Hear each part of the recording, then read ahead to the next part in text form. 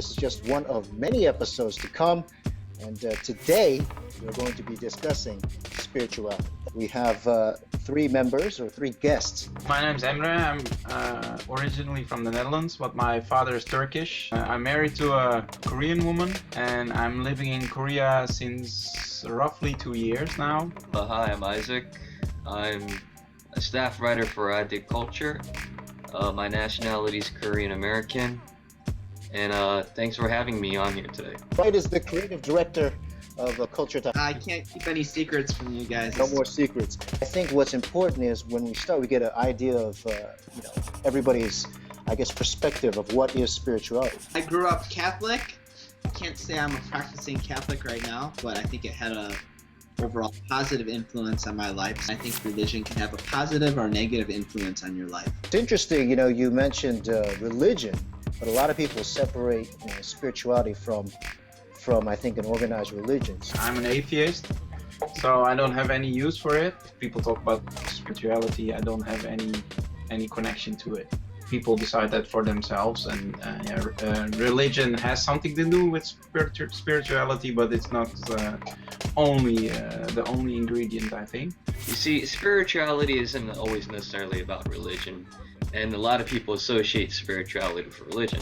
The thing is, you can have spirituality even though you're not religious. You can feel a higher entity or some other kind of force within yourself, or maybe perhaps outside forces. But the thing is, it's something that you really kind of feel, but you have no explanation for it. Now, the reason why I ask about your sort of view of spirituality is because we kind of want to take in the role of maybe religion. How big of a role do you think that it plays in our society? Religion provides a sense of meaning in people's lives. It provides them with a sense of belonging to some. It provides a list of morals and guidelines for how to live. Religion has been important to people for thousands of years. Looking at it from a functionalist perspective, I think religion is quite useful for society. A religion has a big influence and a big importance in the world. It connects people, and it also causes a lot of trouble in the world. Small groups of very extreme religious people who are causing a lot of trouble. There is a big majority that uses religion in their daily life that doesn't cause any trouble. Emre, would you say then it is beneficial for societies? Depends on how you use that religion. If you use religion as a purely personal thing that you practice by yourself, then sure, if some people really need it. Is it good for a society to have religions or a religion? Of course we need religion in our society. See, I don't know what this atheist Emre is talking about, how he doesn't need spirituality or religion. But mark my words, religion has played a big role in our society, and you can say that some people try to force it on you. We want spirituality and religion all over the place. Overall, it helps society grow and bind together. Little atheist. He looks about 6'4", though. I think Emre's got some thighs on him. The question I want to ask is, should then churches pay taxes? And I ask this because we've just, all three of us, or all three of you, have kind of said that in some way it's a benefit to society. Churches are charitable organizations, and for generations they played very important roles. I think I read a statistic somewhere that said that Americans are some of the most generous people in the world. And a lot of those are driven to churches. If you tax the churches that play such an integral role in providing services for underprivileged people. I would think, you being an atheist, you would think, sure, they would definitely should be taxed, right? Yeah, of course. There are also other organizations that do a lot of charity, and they have to pay tax. So why should you make a difference between churches and non-churches? Isaac here, what do you think, Isaac? I think Emre is just talking Dutch Liberal Party, all that nonsense. Okay, I have a question for you then.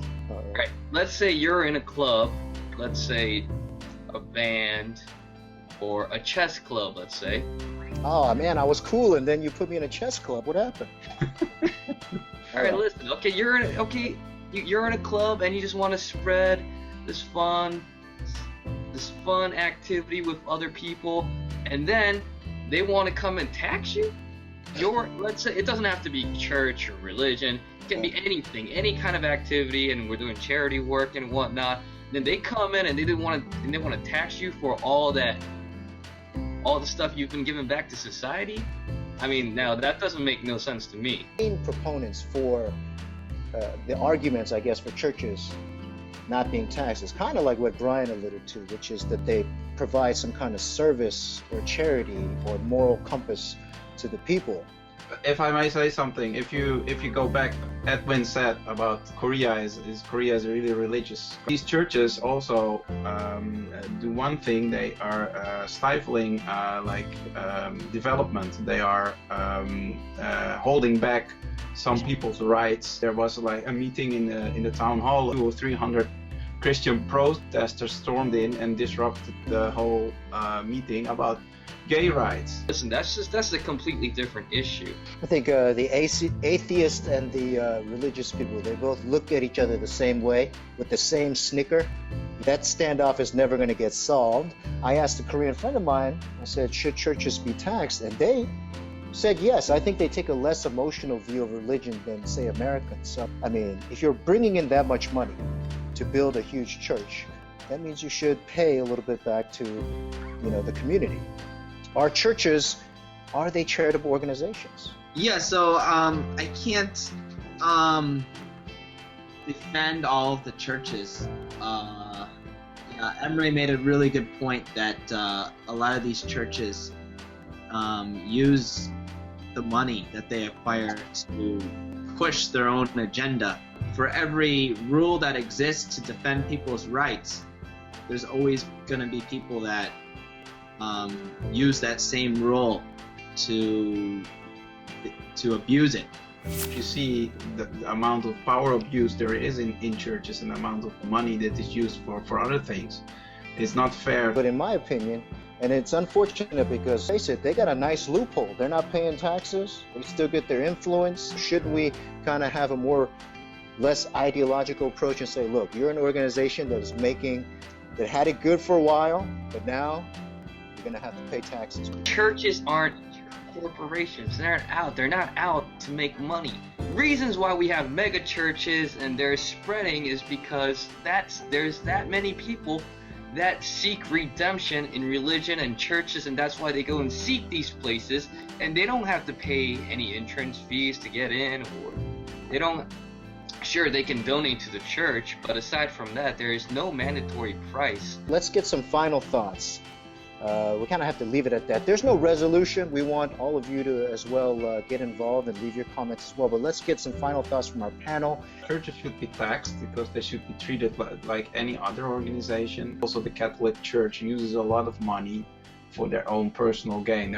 And then there's also a lot of power abuse. I was raised Catholic, so I can comment on that. Most religious leaders within the Catholic Church have to live a life of poverty. The Catholic Church is the largest Christian religious organization. Those priests and archbishops, they can't accumulate that much wealth, and they can't have sex. So you guys are just targeting just rich religious. Now that's not fair. I think we really need to look at the cultural context here. In some Muslim countries where Islam is the cultural norm, that's just a part of their society. You can't tax our traditions and cultures, can we now?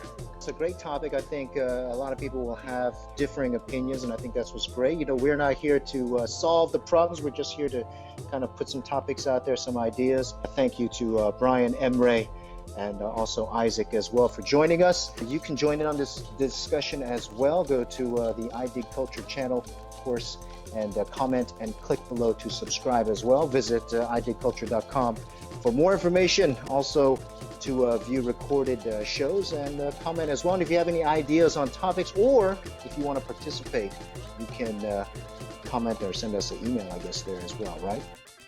Thanks, you guys, and we'll talk to you next time.